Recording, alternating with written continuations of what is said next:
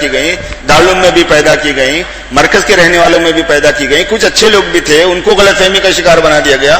مولانا ابراہیم صاحب نے 10 مرتبہ تو بھی کہا کہ میں جاؤں گا مرکز کو, پھر نہیں جا سکے. اب مضبوط رائے بنا لی اپنے, میں نہیں جاؤں گا بلکہ. لیکن شروع میں تو یہی بولتے تھے کہ میں جاؤں گا. امریکہ میں جس وقت ان کا سرجری ہوئی, ہارٹ سرجری ہوئی, اس وقت بھی انہوں نے یہی کہا تھا. پورے کے پورے لوگ مل کے وہاں پہنچے اور مولانا کو زبردستی لے گئے, اس واسطے کہ ان کا دل صرف 15% چل رہا تھا جس وقت ان کو یہاں سے لے جایا گیا. ڈاکٹر نے کہا تھا کہ ان کو لے جانا صحیح نہیں ہے, رسکی ہے بہت ان کی جان کو, مت لے جاؤ. یہ مولانا کو بھی یہ بات معلوم تھی, جماعت کو بھی یہ بات معلوم تھی جو ان کو لے کے گئی تھی.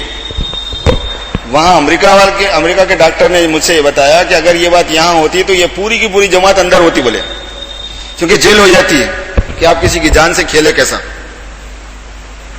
کھلواڑ کر لی ان کی زندگی سے. خیر وہ تو اللہ کو بچانا تھا. وہاں ظاہر ہے کہ جیسے ہوائی جہاز کا پریشر ہوا, 15% دل کام کر رہا تھا, وہ گڑبڑ ہو گئی.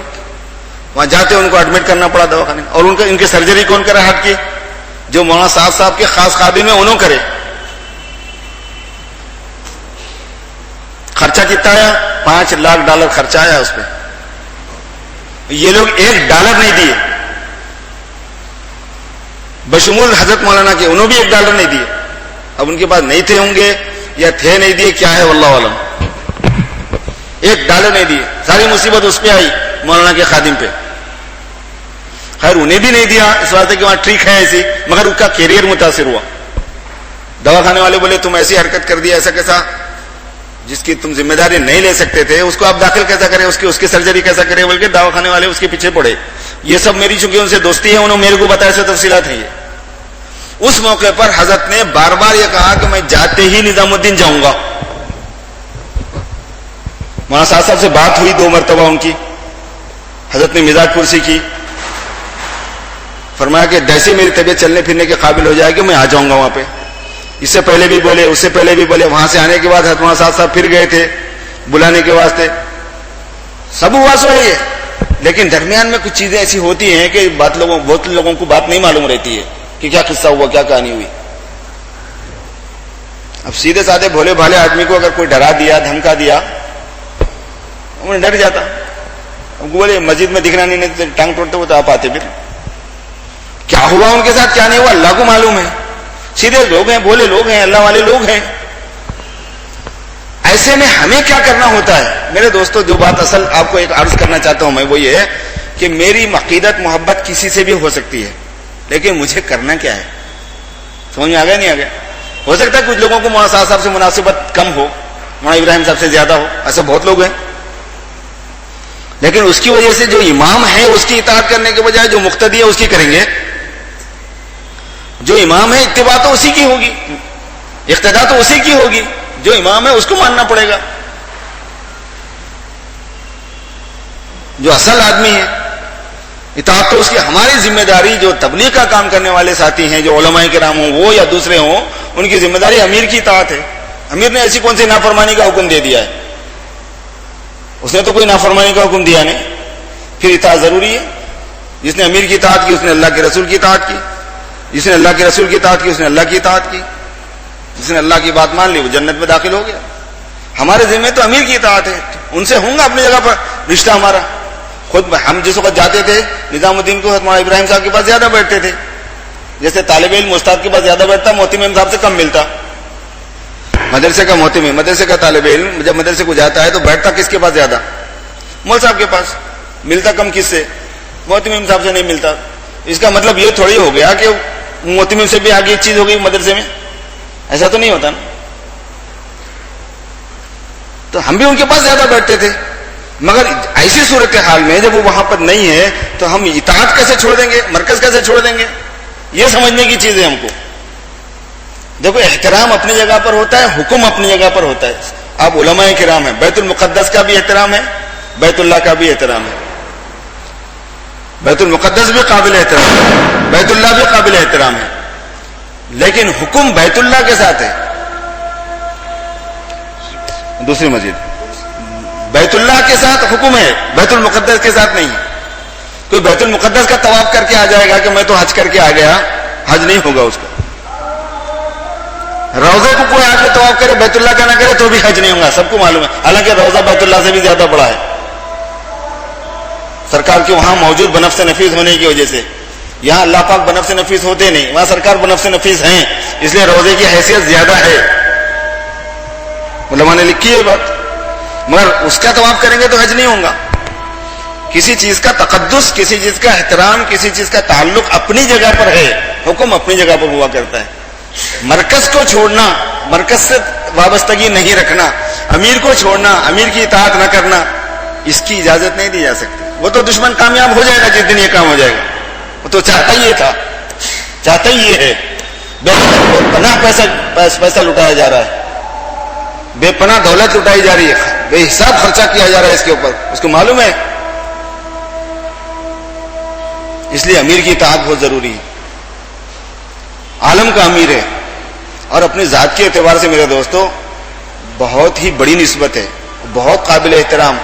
اپنی جگہ پر ہم چونکہ ذاتی محبت رکھتے ہیں تو ہم اپنے طور پر ان سے ان کی عقیدت و احترام والی بات الگ رکھتے ہیں, لیکن ہمیں جو اصل سوچنا ہے وہ یہ کہ وہ امیر ہے اس لیے اس کی اطاعت کرنا ہے. آج وہ ہے اس لیے آج ان کا نام آ جاتا ہے زیادہ. اگر وہ اللہ کو پیارے ہو گئے, دوسرا امیر آیا تو ہم یہ تھوڑی بولیں گے کہ بھائی وہاں صاحب کی اطاعت کرنا تھا, ان کی اطاعت نہیں ہے, ایسا تھوڑی بولیں گے. جو امیر ہے اس کی اطاعت کی بات کی جائے گی. آج وہ امیر ہے, ان کی اطاعت کی بات کی جا رہی ہے. کل وہ کوئی دوسرا امیر ہو جائے گا. اللہ پاک ان کی زندگی میں برکت دے اور ان کا سارا تعداد سلامت رکھے اور ان سے خدمات لے. جو صلاحیت اللہ پاک نے ان کو دی ہوئی ہے بہت کم لوگوں میں ہوا کرتی ہے. ہاں وہ امیر ہے اس لیے ان کی بات, ان کا نام بھی آ جاتا ہے. اپنی جگہ پر صلاحیت بھی ان میں ہے, بڑے عالم دین ہیں, ایسا ویسا نہیں ہے کہ چھوٹے, اور بڑے علماء ان کے ساتھ ہیں, ایسا نہیں ہے کہ کوئی علماء ان کے ساتھ میں نہیں ہے. پروفیسر انعام صاحب ہمارے پاس آئے تھے شکاگو میں. میں نے ان سے کہا کہ بھائی نظام الدین میں کون کون لوگ ہیں پرانے, ذرا بتاؤ. لوگ تو یہ بول رہے ہیں کہ پرانے چلے گئے. انہوں نے سنانا شروع کیا نام. آپ حیرت کریں گے کہ 100 کے قریب نام گنا ہے انہوں نے. ایسا وہی بولے. یہ لوگ چونکہ سامنے رہتے تھے, بیان ان کا طے کرتے تھے, اس لیے 2-4 جانے سے ایسا لگ رہا کہ سب چلے گئے. میں تو بڑے ہوئی ہے. اور پھر یہ خود کیا کم مولانا ہے. حضرت صاحب بہت بڑے علماء میں سے ہیں اور علماء کی ایک جماعت ان کے ساتھ ہے اور بڑے ان کا احترام بھی کرتے ہیں. ابھی میں گیا, جس وقت گیا تھا 3 ہفتے پہلے, وہاں میں نے مفتی ظہیر صاحب سے, مولانا ساجد صاحب سے پوچھا, مفتی ساجد صاحب سے, مولانا ظہیر صاحب سے کہ دیوبند کو بھی جماعتیں جا رہی ہیں. تو انہوں نے کہا ہاں, جب بھی خواص کی جماعت آتی ہے, خاطب اربوں وغیرہ کی, ہم دارالعلوم دیوبند بھیجتے ہیں. میں نے کہا کیا برتاؤ ہوتا ہے, مطلب کیا ہے اس کا ریئیکشن کیا ہے؟ تو کہنے کہ بہت اچھا وہ لوگ برتاؤ کرتے ہیں, سلام کرتے ہیں, جواب دیتے ہیں, بٹھاتے ہیں, ناشتہ کراتے ہیں, چائے پلاتے ہیں, لوگوں سے ملنے دیتے, بات کر لینے دیتے طلبا سے. اور ہم کو اور اس سے زیادہ کیا چاہیے حضرت بول رہے ہیں, ہمیں اس سے زیادہ کیا چاہیے کہ ہمارے بڑے ہم کو ہماری طرح متوجہ ہیں, ہماری بات کو قبول کرتے ہیں. وہ ٹھیک ہے, ان کو شکایت ہو گئی تھی انہیں اپنی جگہ پہ. بات دوسرے انداز میں چلائی جا رہی ہے, غلط ذریعے سے, غلط سورسز سے. اسی وجہ سے کیا ہے, یہ جو میڈیا, سوشل میڈیا ہے, یہ اپنے استعمال کی چیز نہیں ہوتی, اور اس پہ جو چیز آئے وہ بھروسے کی چیز نہیں ہوتی. تقلید کرنا ہے, اس کی استعمال ہی نہیں کرنا ہے. بے بھروسہ معاملات چلتے رہتے اس پہ. غلط سلط, فیک, جھوٹ, فریب, دھوکہ, الزام, تہمت اور کچھ نہیں ہے اس کے علاوہ. وہاں تحقیق کرو.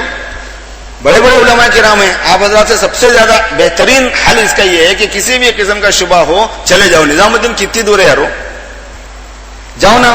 اگر گڑبڑ ہوتی, دال میں کالا ہوتا تو لوگ دعوت دیتے, آؤ بھائی ہمارے پاس ٹھہرو, دیکھو, رہو بول کے. اور کوئی بھی آدمی کتنے بھی جائے, جا سکتا ہے, ٹھہر سکتا ہے, تحقیق کر سکتا ہے, رہے, حضرت مولانا کی ذات کو دیکھے, ان سے ملے.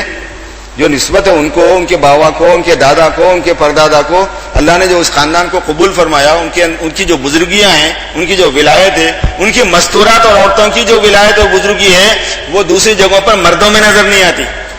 اللہ پاک نے وہ چیز وہاں دی ہوئی ہے. جو اتباع سنت ہے, جو تقویٰ ہے, جو نسبت ہے ان کی, وہ حضرت ابوبکر صدیق کے خاندان میں سے ہیں. حضرت الیاس رحمۃ اللہ علیہ, حضرت مولانا حضرت ابوبکر صدیق رضی اللہ تعالیٰ عنہ کی آل میں سے ہیں, ان کے خاندان کے ہیں وہ لوگ, صدیقی نسل ہیں وہ لوگ.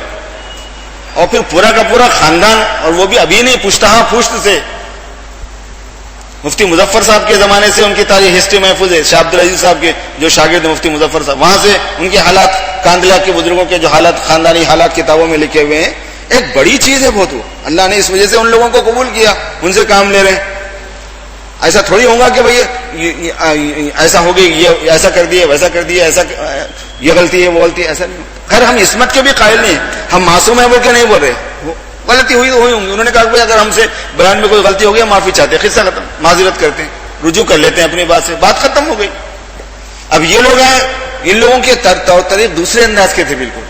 چلے گئے, کچھ ناراض ہو کے چلے گئے. ان ناراضیوں کو ان لوگوں نے کیا